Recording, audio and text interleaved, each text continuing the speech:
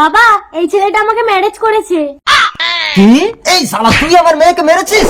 আরে বাবা শোনো, আমার মেয়েকে মেরেছে? মারো। ও মা, আমাকে মারেনি, ম্যারেজ করেছে, মানে বিয়ে করেছে। ও বিয়ে করেছে তাই বল। বাবা তোমার বাড়ি কোথায়? ছিকিচং। চায়না ছেলে।